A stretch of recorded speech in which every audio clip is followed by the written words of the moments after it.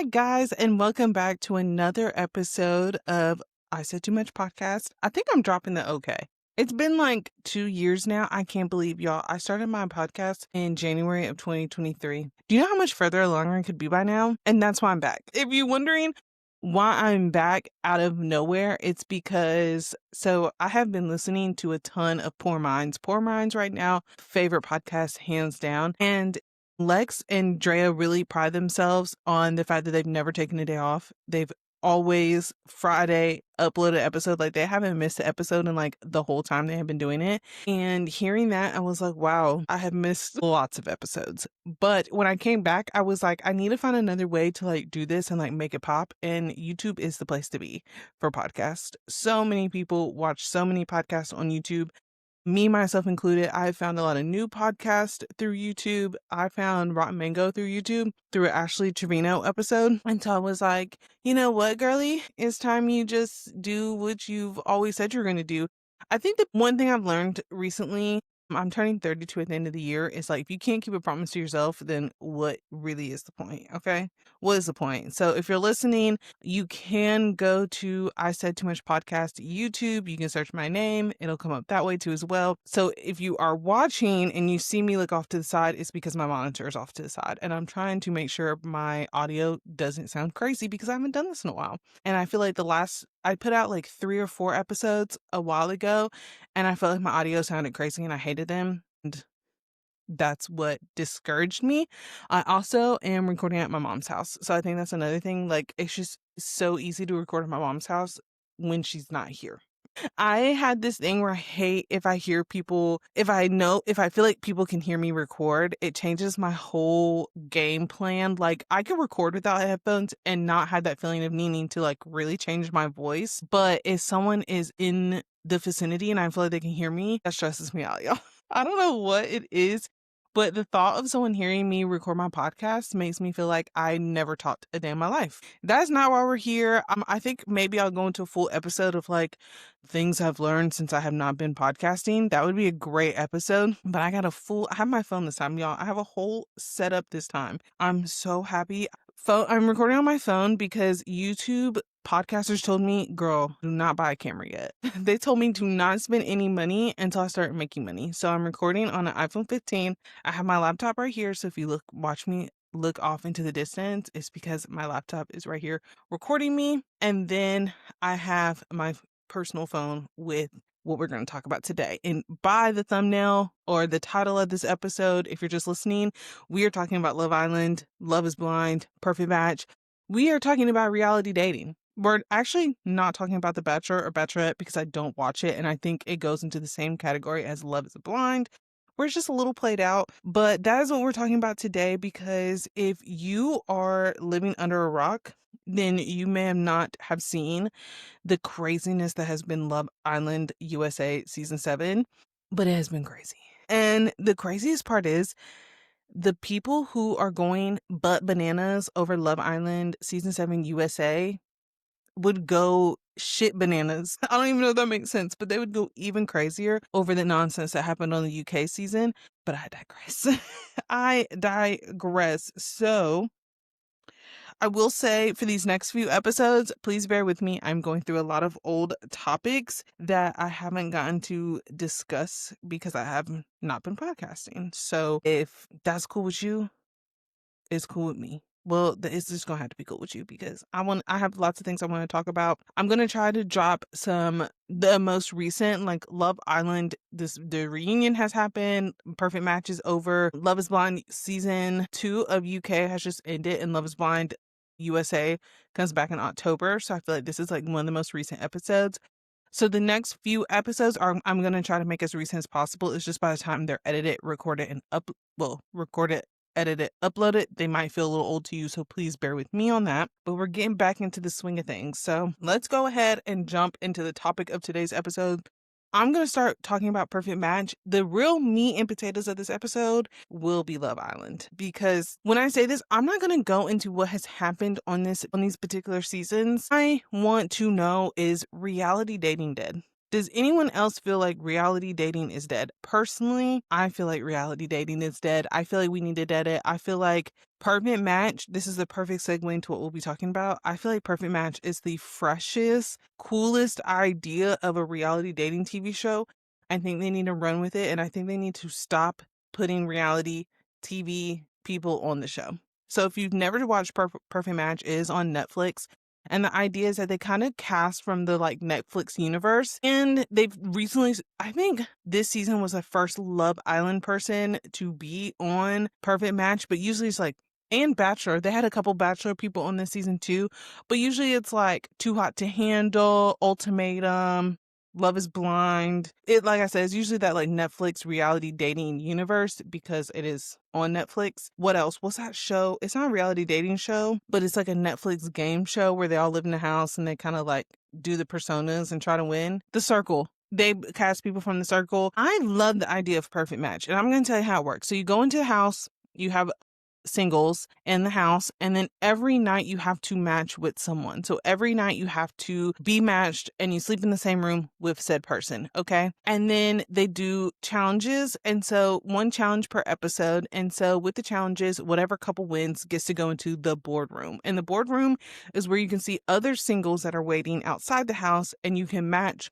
people inside the house with those. They go on a date, they can either rematch or they'll basically go home. If you're not matched at the end of each night of the episode, you go home. And then at the end, they like figure out the perfect match and someone wins. I think that is such a cool idea. The fact that it's like every night you have to match with someone, every day someone's going on a date with either with someone else. I love the idea of perfect match. I hate the fact that they use reality dating stars to do it. How good would perfect match be if it was strangers? I feel like they would have it would, and it also would make the season longer. I think Perfect Match is only like 10 episodes because you would have to give strangers like a couple more days in between rematching and to kind of figure out. I also feel like, especially this last season of Perfect Match, a lot of the people just stayed in their couple the whole time because they are very familiar with that person because you kind of know them from like the reality dating universe. The best thing that happened this season, and this was crazy, this is kind of where I was like, I think I would enjoy this show more if it was strangers. So this guy, Clayton, he's from the Bachelor universe. He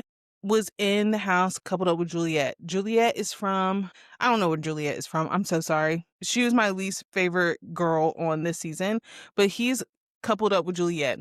They bring in another woman from The Bachelor from his season. Her name is Rachel. And so basically what happened on his season was he fell in love with two girls. He slept with two girls. He essentially kind of prepared himself to get engaged to two girls. Like he asked Rachel's father for her hand in marriage. And then at the season finale, I guess he had to tell both women that he was in love with both of them, that he slept with both of them. And it was it was drama, baby. And so when she gets brought into the house, he matches with her. He's like, I think we should give it a second chance. Like, I want to give it a second go. I think we could really like have something, like we should do it. And she basically was very hesitant. Like she was like, like I can't get hurt again. I can't let down my walls again. And he's like, I know, but like my intuition, something is telling me. And if you don't know anything about Clayton, just know that he is, he's, I wouldn't say he's beautiful. I mean, he's a good looking white man. Like, yeah, he's not really my type per se, but he is, he be on TikTok and Instagram dancing. Like he says that he's always loved dancing. But people would look at him and be like, boy, you cannot dance. And so he takes dance lessons and he like records his journey on Instagram. In other words, this man is kind of corny. Okay. He's kind of corny. So he matches with Rachel. Juliet leaves that day because she doesn't have a match. And then they do one kissing challenge where you're blindfolded and everything, and you have to like kiss and you have to like rate them. And the whole idea is that you should rate your partner the highest. That's the whole idea of the challenge. And after this challenge, she's basically like, actually, my intuition was wrong and I don't want to date you. And she flips her shit because she's like, there's no way you're doing this to me again. There's no way you're doing this to me again. And when I do say, like, yeah, having reality dating people on there is good for that aspect, it also is just like, I like the graveling. That's what they would say on Love Island UK, where you're like really trying to play for someone's attention. Like, you're really doing all you can do to get someone's attention. And there's so much of that in the perfect match because you have to be matched with someone by the end of the night to stay on to win the money. The idea of like, there's a point where they bring everyone back into the house. Like anybody who's been in the house, they bring back, and like you have to recouple, you have to get matched. The way these people, they chat, they pull you for chats, they do what they need to do.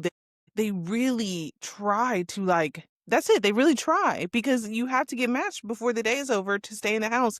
And I feel like that it just adds in more effort. And if it was strangers, it would add more effort. Like, what's a couple I can think of? Like Ollie and AD. Another big controversial thing of Perfect Match this season was Ollie and AD because a lot of people said it showed and represented Black struggle love. And basically what happens is Ollie and AD get in the house. They're coupled up since day one. Boom. Someone sends AD on a date. She's not entertaining it, doesn't really care for it, stays with Ollie. But then further on, they have to send someone on it. They have to send their two top couples on a date.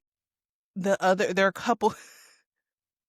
This doesn't make any sense. So basically, they go to the boardroom and they pick the two top couples as Ollie and AD and Madison and Freddie. Madison and Freddie are both from different seasons of Love is Blind. And so basically, they sent Ollie on a date. And since they sent Ollie on a date, AD gets sent out of the house. And so he goes on a date with Justine from Love Island USA and Love Island Games. Beautiful girl. So basically what happens is Justine comes back into the house. They match, they cuddle, they kiss, they do all the things. And then the next day the guys go to a mixer where they send all the ladies in, including AD. And he straight up lies to AD's face and says, we didn't cuddle, we didn't kiss, blase, blase. That everyone comes back into the house, they have to rematch. And so AD and Ollie rematch, but AD does talk to other guys because she's like, okay, well, you just lied to me. And so she talks to someone that's from Love Island USA, Love Island Games, Ray, that's his name. Ollie flips his shit. Ollie is pissed. Ollie's mad. Like, he was like, how dare you laugh in another man's face? Like, da-da-da. After he just lied to her about kissing and cuddling Justine. And I will say the best conversation happens between Justine and AD on Perfect Match, where Justine is like, I hate that it's two Black women in this position. And I love that they kept it in there. And I love that they had that conversation because it was kind of feeling like the producers were doing some snake shit. But that's just my opinion, that the fact that they kind of had it play out that way. But I love that Justine's like, I hate being in this position with another Black woman. Like, we shouldn't be fighting. And AD's like, yeah, no, it's all on Ollie. Like Ollie lied to me. But a lot of people didn't like them because they just feel like it represented like Black struggle love, which I get. At first, I didn't understand what people were saying, but like the more and more the season went on. And then when he blows up on AD for talking to Ray and like laughing, I said, I never liked Ollie from his season from Love is Blind UK. That's where Ollie's from. But I mean, AD and Ollie are engaged and having a baby now, and so I guess it really doesn't matter at the end of the day. And another reason why I don't like it with previous contestants or whatever you want to call them from Love reality dating shows is because AD and Ollie had already been in each other's DMs and like liking each other's posts and stuff like that. So they already had an idea with each other. So of course they're going to get together in the show and then stay together. But if it was strangers, they would have no idea of who each other is. You know what I'm saying? I don't know. That's just I feel like Perfect Match has a really good idea and a really good system. I just feel like it would be better with strangers. So Netflix, if you want to hit me up for the idea, I got you, but I think you should do it with strangers. I think you should do one season of Perfect Match with strangers, make it 20 episodes instead of 10. And I think you would have a hit on your hands. Okay, I think you would have a hit on your hands. I'm so serious. And then my next show that I want to talk about is, I have a lot to say about Love Island. I barely have anything to say about Love is Blind. I would say with Love is Blind, I think every season they're trying to recreate Lauren and Cameron. when it comes to Love Island USA, I think every season they're trying to create Lauren and Cameron and they're not going to. Love is Blind UK is actually pretty good. I haven't watched this last season that just came out, but I was watching a YouTube reaction video and all the comments were talking about a particular couple and they were like their wedding didn't even feel like it was part of the Love is Blind universe. So Love Island UK, they are getting it right. They are getting it right. I don't know because it's so crazy. I feel like this about Love Island UK.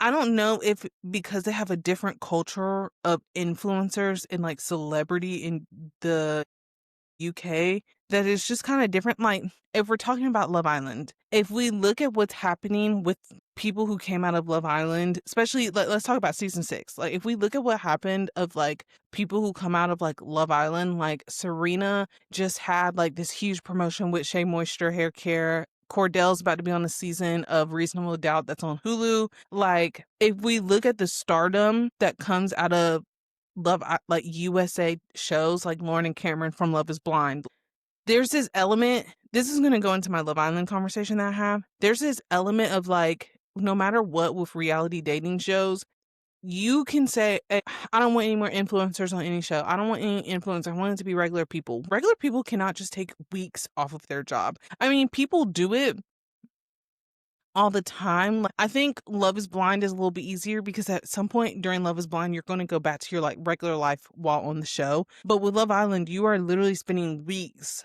in Fiji. And with that, you don't know if you're going to be on for 2 episodes or all 30 plus episodes. You don't know what's going to happen. So you're spending all this time and it's like you want these regular people, but how can regular people do that? So I think there is always going to be this element of like, I can go on this reality dating show and I might pop. I might pop off. Our season might go pop.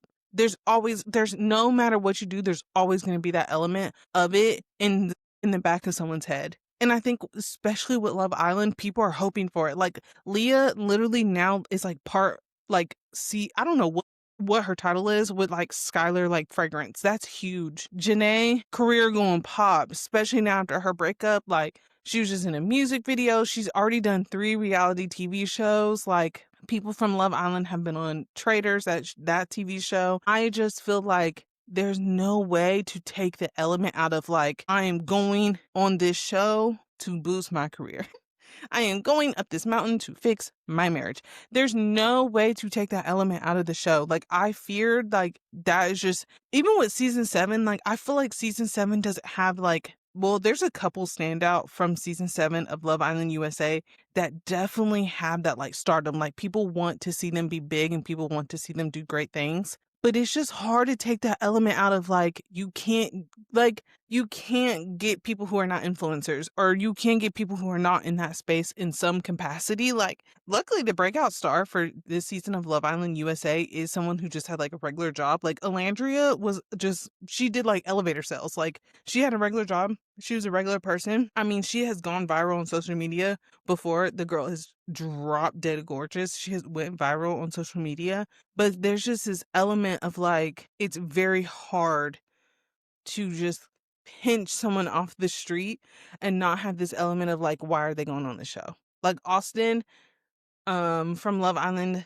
USA season 7, he had a blue collar job before he went on the show. So yeah, he's just a regular person. But now he's like, yeah, I started a YouTube page and I want to be a comedian. So it wasn't love. You want to be a comedian. Come on now. So it's just like, there's just really no way to not have that happen.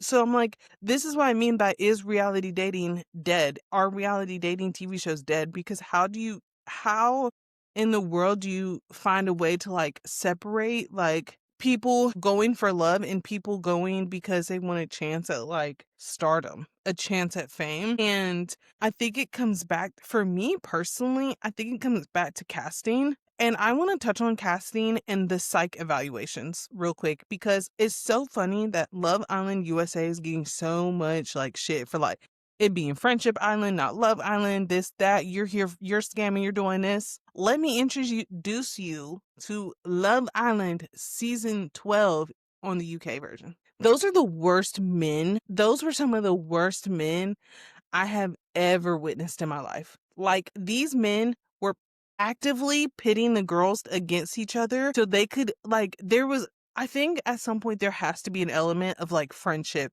between the cast because these men were actively pitting these women against each other because then they could do their dirty work in peace because the women were so against each other that this woman would find out this and then this group of girls would know it, but they wouldn't tell the other group of girls because they didn't like them.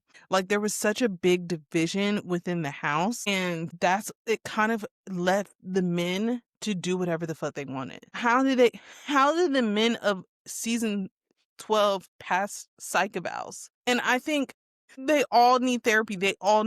Every last one of them needs therapy as well. Like, so that's the part for me that I just like don't understand is like, who is casting these people? Okay, if you're just plucking random beautiful people from Instagram, okay, cool. What are the questions? Like, I know there's some cast of USA that kind of went into like, oh, this is what you have to fill out. You have to fill out these paperwork. You have to do this. But who is doing the psych evals? Who is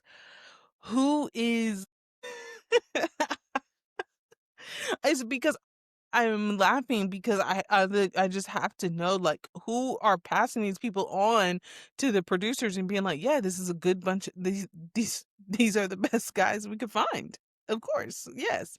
And then there's like a whole nother element of Love Island UK of like diversity. And okay, and I've said this before and I don't know how to say it. Like said I had to sit up for this.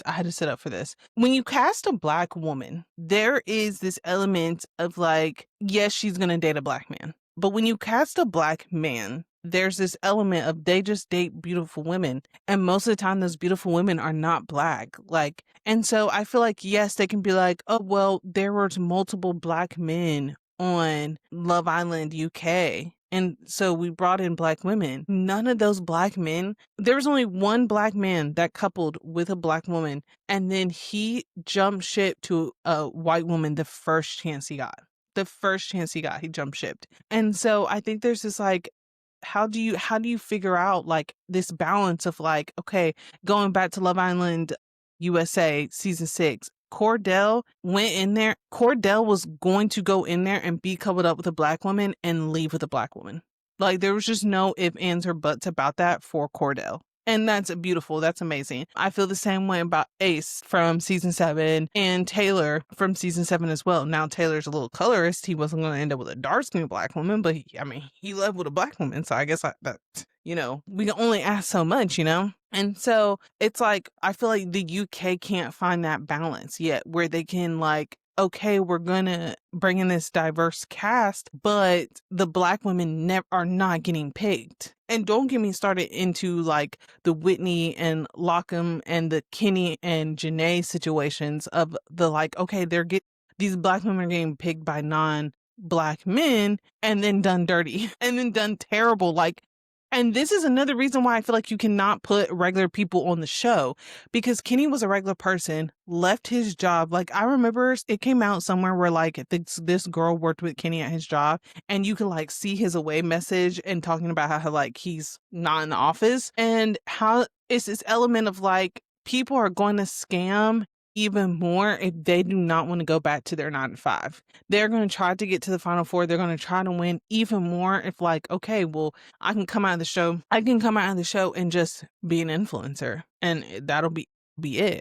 So like I think that is the root of the issue. Like I feel like a lot of people have talked about Love Island USA season 7 and been like, how did we get here? How do we get to the point where like none of the cast likes each other? Like I had this whole episode planned and then Ace from this season came out with this interview and it just like changed everything. And I was like, no, the conversation around Love Island needs to be casting. It needs to be casting. And I think that's the problem with these reality dating shows now and why they just are no longer flourishing. It's so hard. It just is so hard to cast people and the back of their head not be, I want to go pop. I want my season to do good and I want to go pop. Like I think I did not want to mention her on this podcast episode because I think even saying her name brings a lot of hate to your page. Like Huda. I personally believe Huda from Love Island USA season 7, a lot of her actions were fueled by if this season goes pop,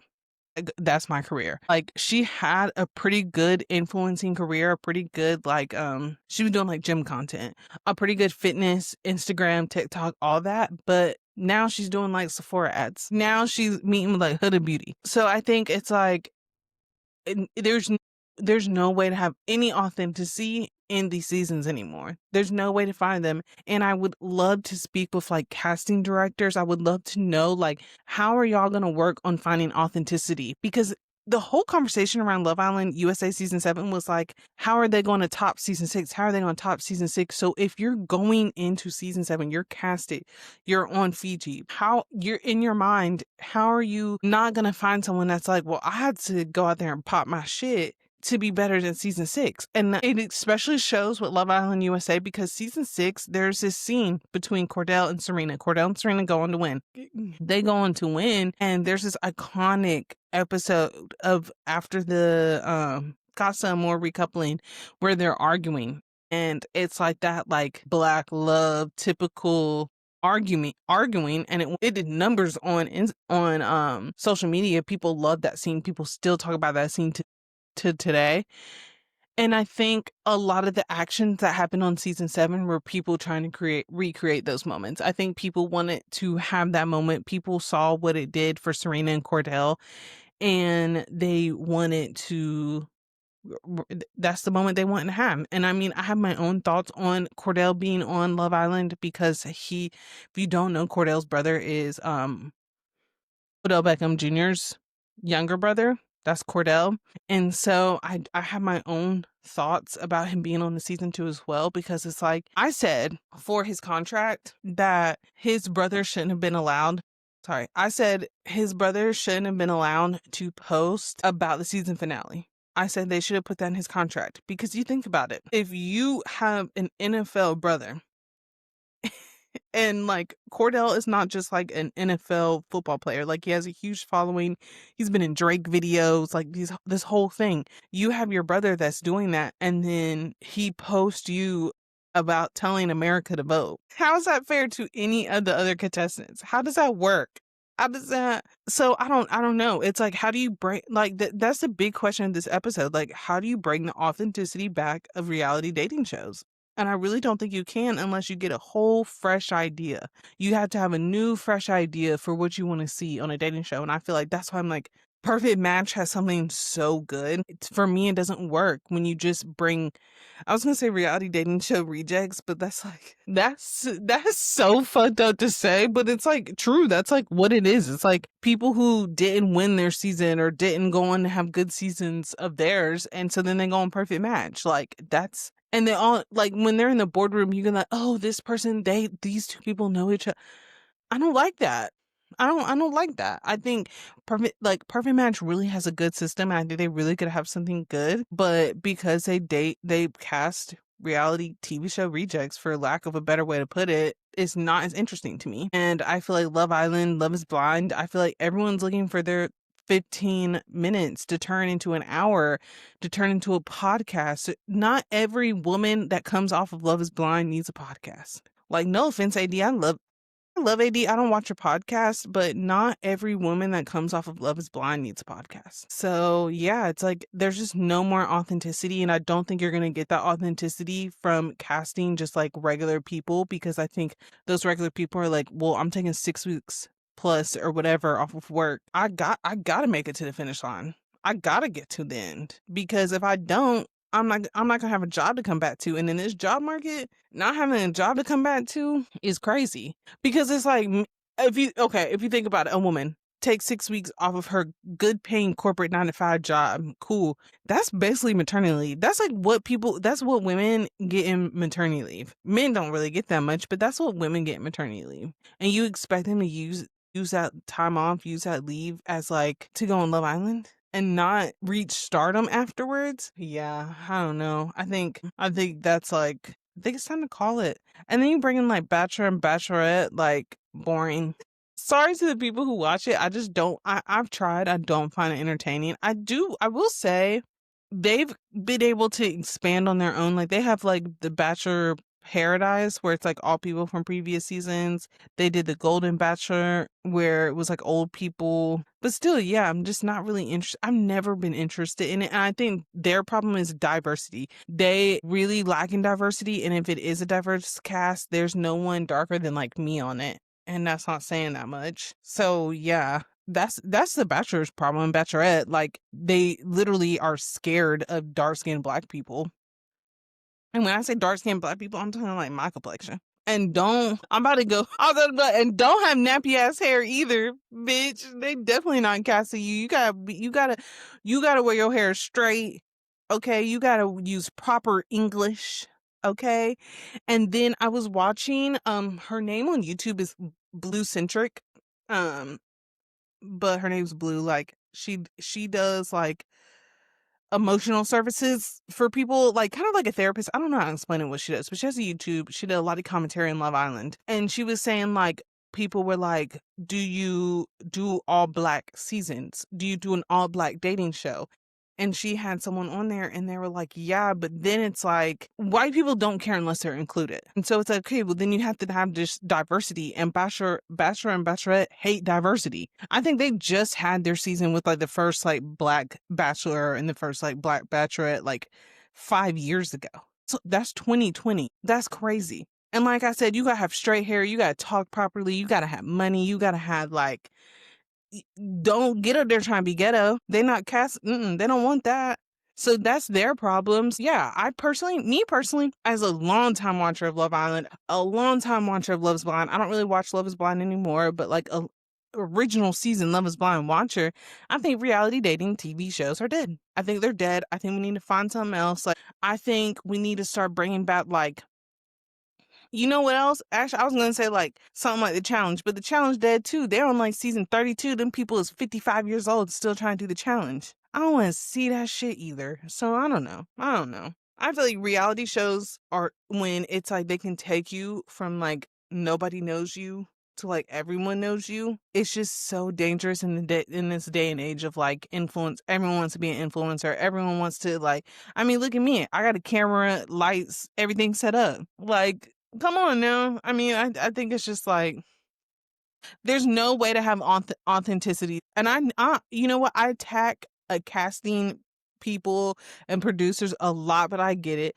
The more and more you think about it, the more and more there's just no way to have like true, real authenticity. So I understand. Yeah, that is it for me on reality dating shows. I don't know if I'll watch another season of like Love Island. I might just stick to like Love Island UK. Like that might just be it for me. I think once I started dipping into USA, that's when I just started getting like, oh. But one thing you can know about me is I probably will never watch Love is Blind, especially the USA version. I probably would never watch Love is Blind again, ever. If you haven't watched this season of Perfect Match, I think you should watch it. I think that is good. I will give Perfect Match that, but let's just get into the song of the week. So my song of the week is, if you didn't know, Bryson Tiller just came out with a new album. And so, okay, I had this conversation with my friend. When you go to the album on Apple Music or Spotify, you're not going to see anything first. It's going to be blurred out. It's just going to be like track 1, track 2. That's because he's coming out with another part of the album, I think in October. You got to scroll down.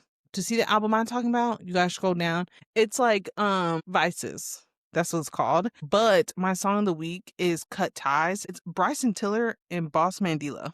And if you know me, anything about my music taste, that's like the perfect combination. It's called Cut Ties. It's so good, y'all. It's like that perfect like R&B with a little bit of rap.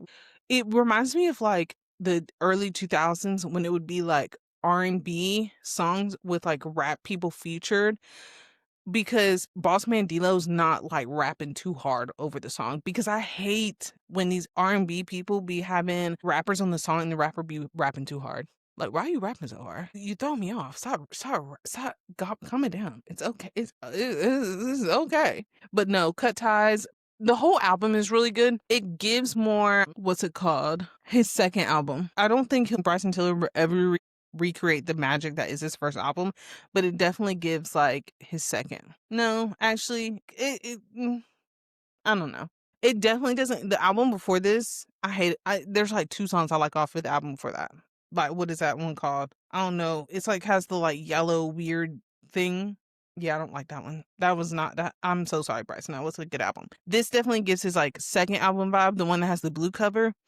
It gives that one. It's a good album. Vices by Bryson Tiller is the album, and then the song is Cut Ties with Bossman D-Lo. So yeah, that is everything for this episode, guys. I will see you in a new episode next week. I love you. Comment, make sure you comment, like, subscribe. I have to say that now, but yeah, make sure you comment, like, and subscribe. If you're listening, if you're just listening, make sure you follow, review everything. And like I said, if there's something, comments are on YouTube. So if there's something you want to see, if there's something you want me to talk about, leave a comment below. And I love you guys, and I will see you next week.